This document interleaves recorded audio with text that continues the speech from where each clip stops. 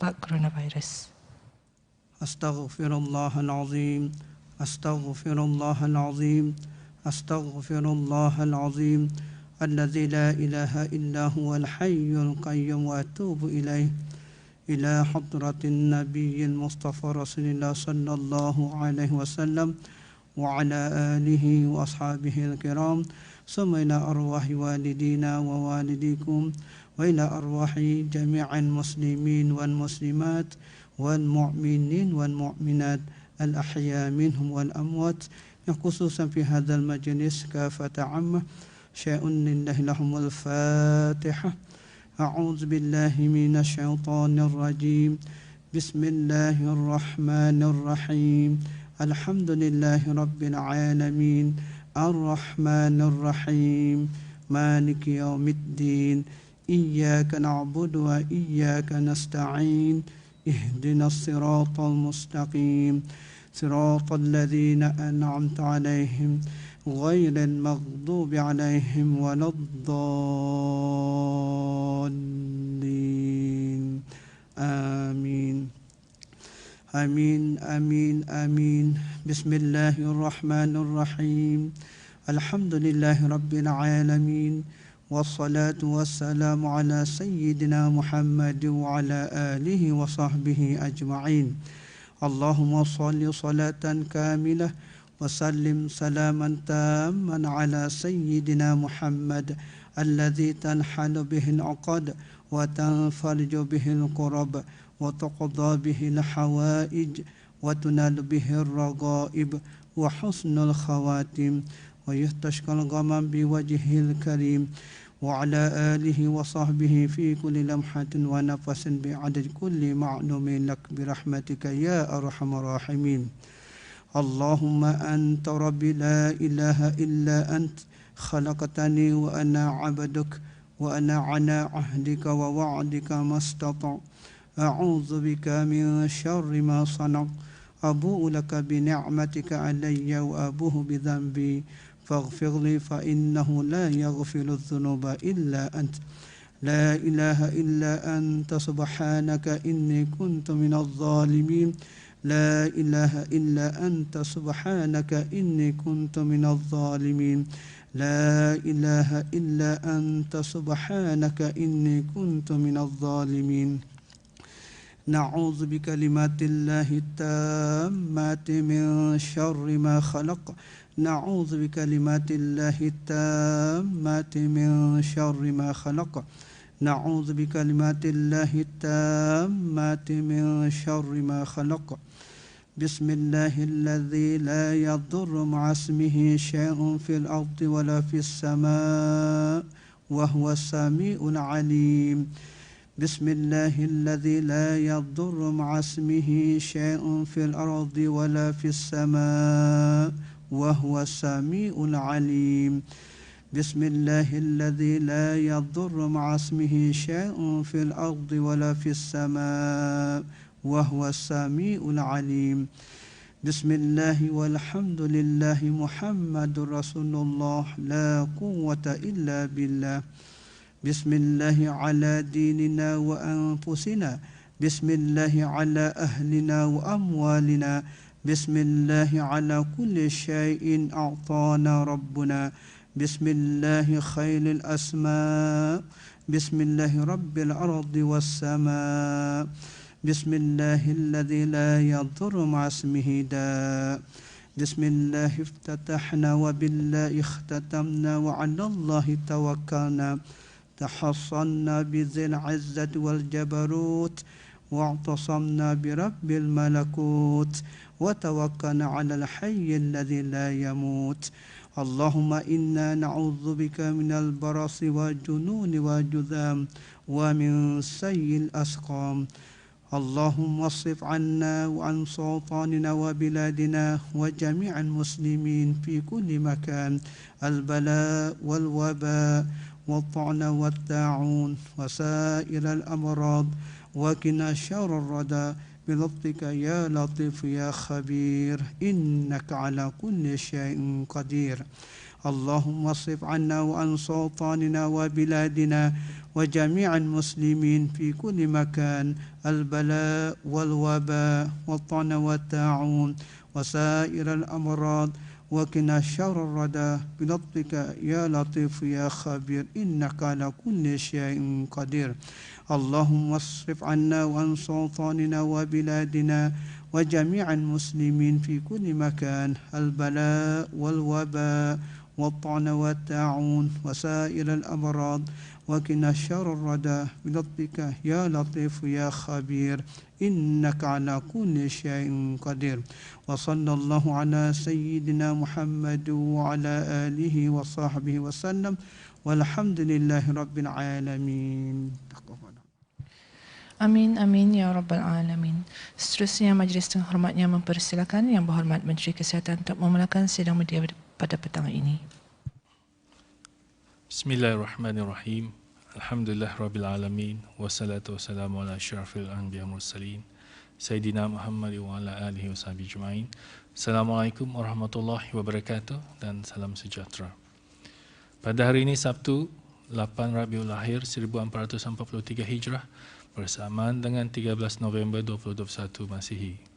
Dengan kehendak Allah Subhanahu wa taala jua dan dengan rasa duka cita, Kementerian Kesihatan memaklumkan kepada orang ramai bahawa satu kes yang disahkan COVID-19 telah kembali ke rahmat Allah.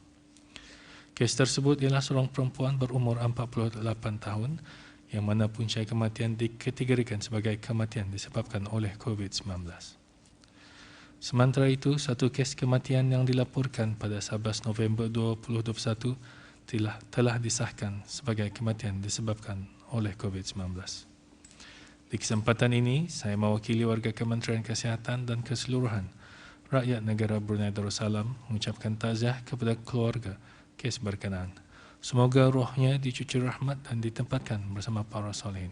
Al-Fatihah. A'udzu billahi minasyaitonir rajim. Bismillahirrahmanirrahim. Alhamdulillahi rabbil alamin. Ar-Rahmanir-Rahim. Maliki yaumiddin. Iyyaka na'budu wa iyyaka nasta'in. Ihdinas siratal mustaqim. Siratal ladzina an'amta 'alaihim ghairil maghdubi 'alaihim waladdallin.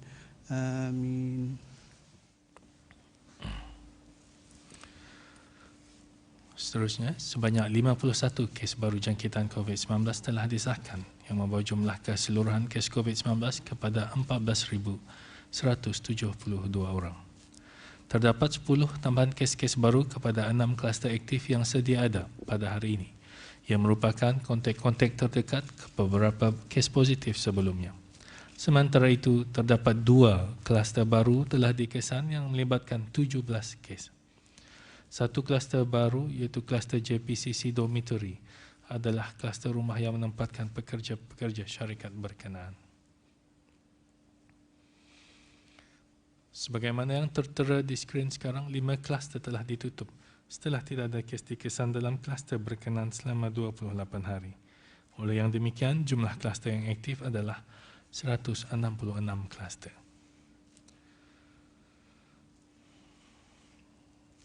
Manakala terdapat 24 kes baru yang masih dalam siasatan bagi mengenal pasti sumber jangkitan. 125 kes telah disahkan sembuh pada hari ini yang membawa jumlah kes yang sembuh di negara Brunei Darussalam kepada 13,447 kes. Manakala jumlah kes aktif ialah sebanyak 627 kes. Di kalangan kes-kes yang sedang ada dalam rawatan sekarang, 4 adalah dalam kategori 5 dan sedang dirawat di unit rawatan intensif. Kesemua mereka memerlukan bantuan mesin pernafasan ataupun artificial ventilation. Sementara itu, 3 kes lain dikategorikan dalam kategori 4, iaitu yang memerlukan bantuan oksigen dan adalah di bawah pemantauan rapi. Dalam tempoh 24 jam yang lalu, sebanyak 2,356 sampel telah diuji bagi virus SARS-CoV-2 yang membawa jumlah keseluruhan ujian makmal dijalankan sejak Januari 2020 kepada 555,315 ujian. Pada 12 November 2021, sebanyak 5,327 orang telah menerima suntikan vaksin COVID-19. Ini adalah termasuk 1,656 daripada golongan remaja berumur 12 ke 17 tahun. Oleh yang demikian, di bawah program vaksinasi kebangsaan, seramai 378,120 orang telah menerima satu dos vaksin COVID-19, iaitu 87.9% daripada jumlah penduduk negara. Manakala 295,458 orang telah melengkapkan 2 dos vaksin COVID-19, iaitu 68.7% daripada jumlah penduduk negara. Dalam pada itu, Kementerian Kesihatan memaklumkan bahawa perkhidmatan klinik vaksinasi COVID-19 bergerak akan dijalankan seperti berikut. Dewan Sekolah Rendah Nahkoda Ragam Abdul Rashid Kampung Menunggul pada Ahad 14 November 2021 dari jam 10 pagi sehingga 2.30 petang, khusus bagi penduduk Kampung Menunggul dan sekitarnya.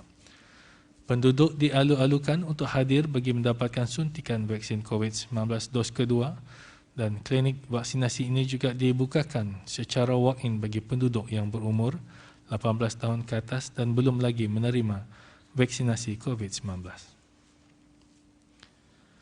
Pusat Latih Kesihatan Lamunin yang akan diadakan pada hari Isnin 15 November 2021, Rabu 17 November dan Khamis 18 November 2021 dari jam 9 pagi sehingga 2.30 petang.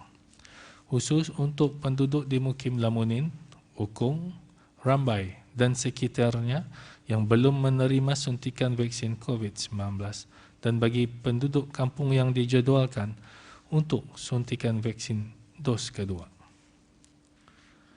Penduduk setempat yang ingin mendapatkan suntikan COVID-19 bolehlah datang terus secara walk-in dengan membawa kad pengenalan ataupun pasport, kad atau nombor BRUHIMS jika ada, dan kad vaksinasi COVID-19, iaitu hanya bagi mereka yang menerima suntikan dos kedua. Bagi mereka yang memerlukan bantuan kenderaan untuk dibawa ke klinik, mereka bolehlah memaklumkan kepada ketua kampung dengan memberikan maklumat seperti nama penuh, alamat, nombor kad pengenalan dan nombor telefon. Manakala bagi mereka yang tidak mampu untuk hadir sendiri ke pusat-pusat kesihatan berkenaan disebabkan masalah kesihatan atau kesukaran bergerak, mereka boleh mendaftar atau didaftarkan melalui ketua kampung bagi urusan vaksinasi di rumah masing-masing. Bagi operasi pulih yang dijalankan dari jam 8 malam hingga 4 pagi tadi, sebanyak 12 pelanggaran arahan telah dikeluarkan denda kompaun di seluruh negara, di mana 9 daripadanya adalah pelanggaran arahan untuk berada di rumah.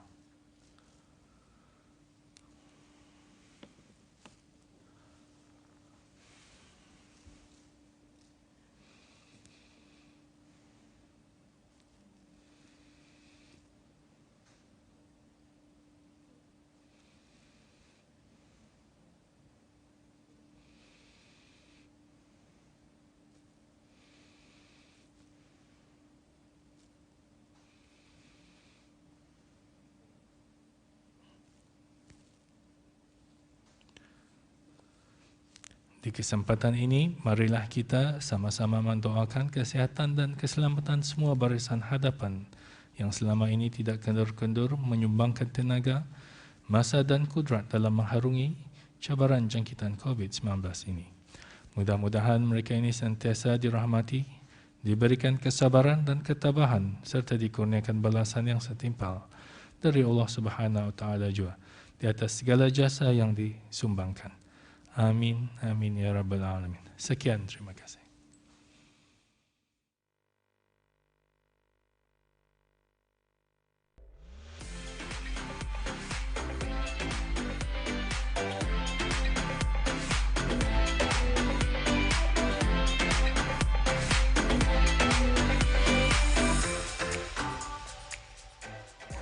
Assalamualaikum, my name is Shifa. Welcome to my talk show, everyone out there on Vaccine for Teens. Today with me, I have Dr. Hajar Rahayati. Assalamualaikum, Dr. Hajar Rahayati. Waalaikumsalam, Shifa. How are you today, Dr. Hajar? Fine, thank you. Dr. Haja, I really appreciate your time today to talk to me about the COVID-19 vaccine. My pleasure. We all know that National Vaccination Program for teens aged 12 to 17 is here now. And I am very excited and, well, a bit nervous about it. And I'm sure my friends are too. There are some key questions that us teens would like to get some clarification on about the Pfizer vaccine. Is that okay with you, Dr. Haja? Absolutely. Thank you, Dr. Haja. Right, let's begin, shall we? My first question, Dr. Haja. How does the Pfizer actually work? So the Pfizer vaccine works by a very cool technology called the messenger RNA technology. What it does is once the vaccine is injected into somebody, it tricks the body into producing antibodies. The antibodies are required to fight off infection, and in this case, it would be COVID-19 infection. When the real infection occurs on someone who's already been vaccinated, the body will be able to recognize that infection and be able to fight off infection effectively because he has the antibodies courtesy of the vaccine. I see. That's interesting. This leads to my next question. We've seen through social media that this vaccine has been used in other countries too. Is it really safe for us, Dr. Haja? The short and simple answer is it's safe and effective. How do we know this? Because it's been given to millions of people around the world, and then more recently to more than 10 million teenagers before we're kicking it off in Brunei. And it's been shown to be 100% effective against COVID-19 infection in the younger age group. That's wonderful, Dr. Haja. I am glad that it is safe for use. But as we know, vaccine can cause side effects too. Can you enlighten us with some of the possible side effects, Dr. Haja, and how can we manage them? So let's go back to how the vaccine works. It works by helping your body produce antibodies. So it doesn't cause the infection in the person's body. It's the antibodies that cause what we would call side effects. And the most common in the first injection is usually pain in the injection site. What's commonly felt side effect is usually after the second vaccine, where the antibody response is much greater. And this is when people might feel headache, or maybe fatigue, or maybe just general tiredness. Some people feel the chills. This is the result of the antibodies building up in the body and strengthening the body to fight off the infection in the future. This will usually go away within a few days. Ooh, that's really useful information for me and for my friends. One of the things that we're worried about is that we also have heard that heart problems could also be one of the side effects. Is this something we should be worried about, Dr. Haja? So let's consider what the heart problem is about.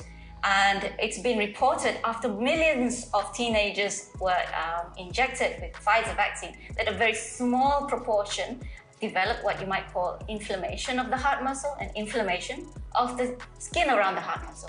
However, having seen so many millions of teenagers being given the Pfizer vaccine, it's been shown that the effects of myocarditis, this is what is called myocarditis, is one, it's rare, and two, very mild, and three, it goes away by itself within a few days. Now let's think about myocarditis caused by COVID-19. It's much more common with COVID-19. It's more serious, it causes more lasting effect and long-lasting damage to the heart of someone who suffers from COVID-19. So it's better off to have the vaccine rather than COVID-19. That's comforting to know, Dr. Haja. The risk of getting ill or getting heart problems due to COVID-19 is way more harmful. And I think we can all agree that we don't want that. Last question, Dr. Haja. Among us teenagers, are there those who are not supposed to get the vaccine? So almost everyone can receive the vaccine. However, there is a small proportion of patients or individuals who are allergic to the component of the vaccine. Allergy in itself is not something that will stop us from giving the vaccine to the patient or the teenager. And therefore, after each vaccination, the vaccinee or the person receiving the vaccine will be observed for a couple of minutes. Thank you very much, Dr. Haja, for answering all my questions today. It is clear that getting vaccinated is very important for us, and we thank the government for providing the vaccine for us. Before we end this talk show, is there any last message you would like to share with all us teenagers who are going to be vaccinated? So I'd like to reassure all the teenagers that the vaccine is safe. There may be some effects that are sort of after the second, particularly after the second dose, which may be uncomfortable, will go away. But it goes a long way in building up your strength, your immunity against COVID-19, and we hope that all of you will accept that. Great message, Dr. Harsha, and thank you again. So there you have it, guys. Let's all do our part to get vaccinated. Bersama melindungi. Thank you, everyone, and stay safe.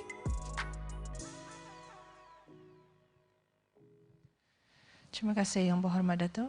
Dan ini sesi sidang dibukakan soalan-soalan daripada pihak media. Sila perkenalkan diri dan agensi anda sebelum mengajukan soalan. Terima kasih.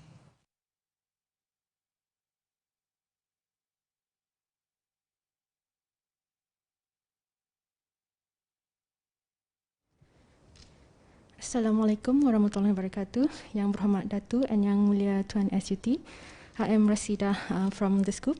Yang Berhormat Datuk, Malaysia recently established a travel corridor with Singapore and Indonesia to travel to allow fully vaccinated travellers to fly between the two countries with minimal or no quarantine requirement. The Malaysian Health Minister also said that his government is in talks with Brunei to potentially establish a similar travel arrangement. Can Datuk comment on this? Okey, terima kasih. Jadi alhamdulillah negara jiran kita ni, Malaysia, Singapura dan Malaysia, Indonesia telah pun mula membuka dorang punya border lah untuk perjalanan penerbangan pulang baru tu. Jadi diucapkan adalah syabas kepada negeri-negeri tersebut. Lagipun dorang ni sudah vaksin dorang pun telah mencapai ke tahap apa yang mereka sasarkan dan mereka pun berusaha untuk membuka ekonomi masing-masing. Macam mana tujuan negeri kita ni? Tani ada mensasarkan untuk membuka border ni sekurang-kurangnya 80% seluruh penduduk. Jadi bila sasaran itu sudah akan mencapai, baru Tahtani meneliti dengan lebih terperinci lah. Bagaimanapun perbincangan mula pulang sudah dianukan dimulakanlah, tapi secara terperinci belum lagi. Dan Tani pun mau melihat dorang punya travel arrangement ni juga. So apa yang baik di dalamnya Tani boleh mengikuti. So itulah. My last question, Datuk. Is Brunei also in talks with any other countries to establish vaccinated travel lanes except for, in addition to Indonesia and Singapore? I think beberapa buah negara rakan pun sudah ada mengutarakan dorang punya keinginan untuk membuka Tani punya border sama dorang. Tapi bukan itu saja, malahan kalau Tani mencapai 80% dan keadaan terkawal, Tani akan membukakan lebih daripada itu pulang.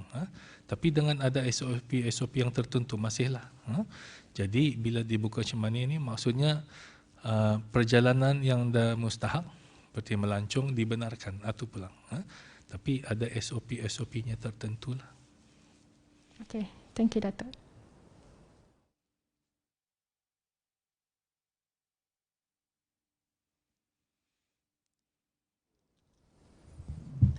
Assalamualaikum warahmatullahi wabarakatuh. Good afternoon Yang Berhormat Datuk, Yang Mulia Tuan SUT, Rano Iskandar from Rano Adidas. Just one question Yang Berhormat. Alhamdulillah that we are almost reaching 90% for the first dose. That means a lot of the people taking vaccines. But there is still a minority that are still concerned from the public regarding the COVID-19 vaccine. Some of them were saying that maybe in terms of the ingredients, they were a bit skeptical because maybe some of them are not certified halal. So maybe Yang Berhormat Datuk can elaborate on this. Thank you. Okay, terima kasih. Permasalahan ini pernah pulang diutarakan mula-mulanya waktu Tani mula-mula membuat rangkaian untuk menjalankan operasi vaksinationnya. Mungkin saya utarakan lagi sekali lah. Jadi dalam Tani membenarkan vaksin digunakan di sini, ya mesti diteliti oleh ada technical committee tu. Jadi bila sesuatu vaksin rancang untuk dibenarkan sini, ia ada kena bagi beberapa dokumen lah. Panggilnya dossier. Dalam sana ia menyeraikan tu semua apa isi-isinya lah. Jadi selain daripada tu, hasil daripada diorang punya research, kajiannya dalam berapa ribu diorang injek, kesan sampingannya. So itu semua diteliti. So dari bahan-bahannya dan kesan vaksin dan kalau ada risiko yang lain. Jadi ini semua diteliti dan pertama sekali yang diteliti keberkesanannya tu alhamdulillah menunjukkan walaupun dia 100%, tapi mencapai 80% ke atas lah, boleh mengurangkan risiko ataupun gejala penyakit COVID-19 ni yang teruk. Dan selain daripada itu juga dilihat yang penting kehalalannya. Jadi tapi dalam agama ni pun ada choice pun memang dibenarkan lah, diharuskan lah, kalau ada pilihan lah. Tapi ini kelurusan dada juga dada yang menunjukkan ingredientnya tu ada yang najis lah ataupun khinzir terutama sekalinya. Direct khinzir, walau bagaimanapun sebelum ini saya ada menyebutkan ia proses pembuatan vaksin, for example lah, yang menggunakan virus. Virus ini perlu dibiak supaya membawa vaksin ke dalam badan dalam selamat. Ia ada sesuatu virus yang dibolehkan supaya tidak memudaratkan manusia lah tu bila kena injek. Jadi virus ini seperti yang dimaksud is adenovirus, tapi diorang ini mesti dibiak dulu. Jadi untuk membiakkan ini, ia perlu media tempatnya tumbuh. Ganya salah satu daripada tempat ia tumbuh itu ada satu komponennya protein namanya trypsin. Trypsin ini ganya itu tu. Ia berasal daripada nyatanya khinzir. Okey. Itu saja tu medianya. Tapi virusnya lepas satu membiak di sana, ia keluar, diambil, dicampur untuk membuat vaksin dan vaksin diinjek. And vaksin ini end produknya dianalisa oleh di luar menunjukkan ada komponen binatang. And Tani pun membuat sendiri DNA test di sini. And Tani punya test DNA untuk khinzir ini salah satu yang paling terketat. We can detect more than 1 in 10 million. So itu pun ada. So alhamdulillah. Jadi memang kalau ada orangnya khinzir, itu actually is quite far down the chain lah. Sama macam kalau Tani buat perumpamaan, kalau membuat kuih lah, for example kuih, I don't know, kuih pisang lah, misalnya lah, pisang. So pisang itu diambil daripada tanaman itu ada bajanya bercampur dengan najis kan, misalnya lah. Jadi pisang itu tumbuh kan, dan ambil buahnya diambil campur-campur dengan bahan-bahan lain untuk membuat kek, jadi kek pisang. Tadi makan kek pisang itu dianalisa dan ada khinzir. Cuma tujuan macam vaksin ni, you see, untuk mengatakannya ada khinzir directly it's tidak betul lah. Dan Tani pun menganalisa sudah. Itu yang makai virus. So bagi mRNA juga, mRNA lain lagi tu. mRNA definitely tidak ada barang binatang dalamnya. Okay? Ganya ada satu prosedurnya dalam satu step, salah satu daripada ia punya pembuatan atau the stepnya tu ada ia perlu mengharungi satu rintasan di mana heparin. Heparin ini ialah ubat cecair supaya darah itu tidak baku atau itu dilaluinya sekali. And heparin ini asal usulnya satu daripada proteinnya pun berasal daripada khinzir. Tapi hujung produknya tu sama je macam kuihnya tu tidak ada kesan khinzir ke apakah itulah. Jadi kesemua vaksin Ketani yang ada di sini, cuma 4 pelang tak, AstraZeneca, Sinopharm, Moderna. No? Alhamdulillah, makmal Ketani menganalisa ujung produk itu tidak ada, insyaAllah. Dan ini pun sudah berunding dengan Jabatan Mufti menerangkan apa jua apa namanya ni, kaedah pembuatannya ni pun sudah diterangkan, dan Jabatan Mufti pun sudah mengeluarkan fatwanya bila macam-macam ni memang diharuskan mengambil vaksin. So itulah. Tu tani pergi mesti ingat juga, walaupun misalan lah, kalau tak benar-benar ada, kalau tidak ada choice pun, agama tani bukannya akan menyusahkan kalau tidak ada alternatif. Seperti ada ubat-ubat yang lain tu, tani paksa jual makai, sebab tidak ada alternatif. So, jadi saya harap orang ramai, terutama sekali yang masih meragukan kehalalannya, insyaAllah dengan tawakal, dengan ilmu tani yang apa yang ada, dan bertawakal kepada Allah Subhanahu Wa Taala, tani boleh ngambil dengan orang ragap hati lah. Okay. Okay, thank you Yang Berhormat. Okay.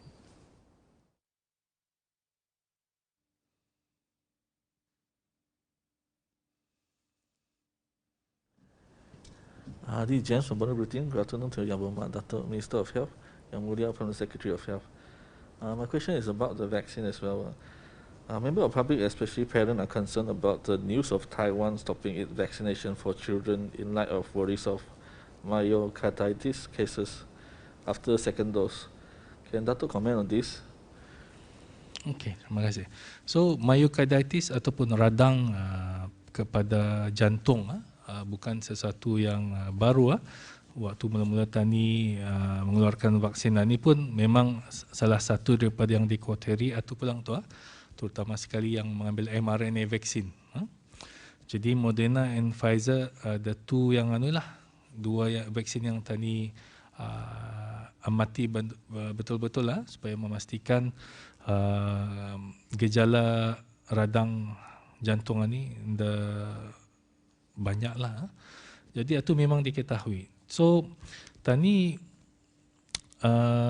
macam di Taiwan atau I think ditangguhkannya pulang 2 minggu saya tunggu diorang menganalisa, dan seperti dalam iklan tadi lebih 10 juta sudah seluruh dunia memberikan vaksin ini.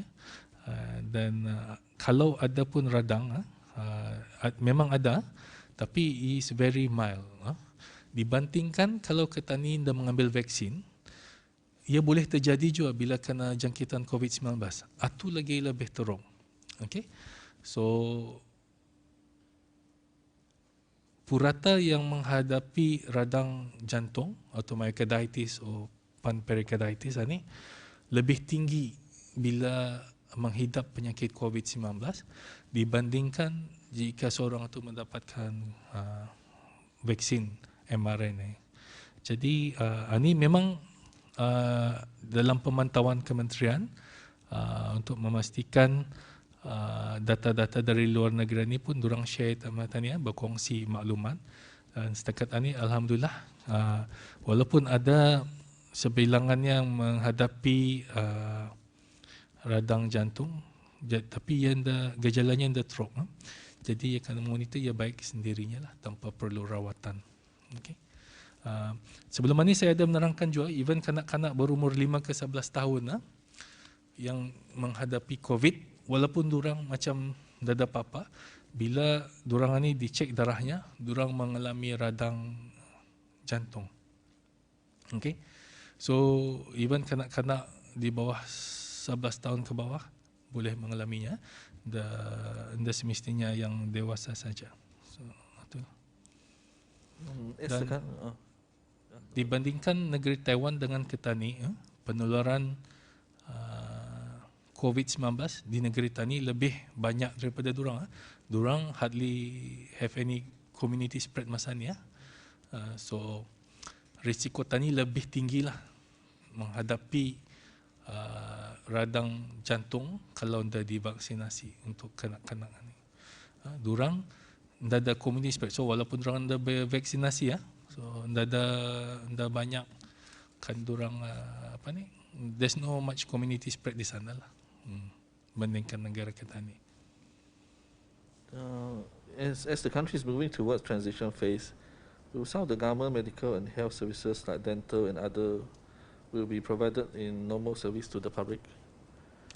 Okey, terima kasih. So ini memang dalam penelitian kementerian, tapi orang ramai kena faham segala community holding area macam di Tutong, Hospital Mahat, PKBN, di Belait, they are the same doktor, orang doktor dan nas yang sama yang memberikan perkhidmatan di hospital and di klinik ni lah. Jadi tani perlu menutup sebahagian atau mengurangkan sebahagian, membolehkan tani punya servis berjalan semula. So dalam peralihan nanti memang servis-servis ini akan dibukakan tapi belum sepenuhnya, sebab sebahagian doktor dan jururawat ini masih bertugas arah tempat lain, membuat swab juga. Doktor, ia juga doktor gigi, ia juga tukang swab. So so dengan keadaan kita ni limited human resource ni, so orang ramai diharap dapat memahami kalau ada kekurangan, terutama sekali dalam peralihan nanti bila servisnya ni mungkin dah yang diharapkan lah, tapi perlu ingatlah yang lain itu masih menjalankan kerja-kerja itu ni, pengawalan penularan COVID-19 ni. Terima kasih Muhammad Datuk. Okay.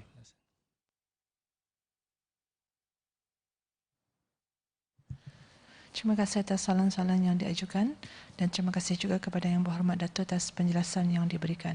Dan ini kita tutup sidang media pada petang ini dan sekali lagi mengucapkan ribuan terima kasih kepada semua rakan-rakan media yang hadir.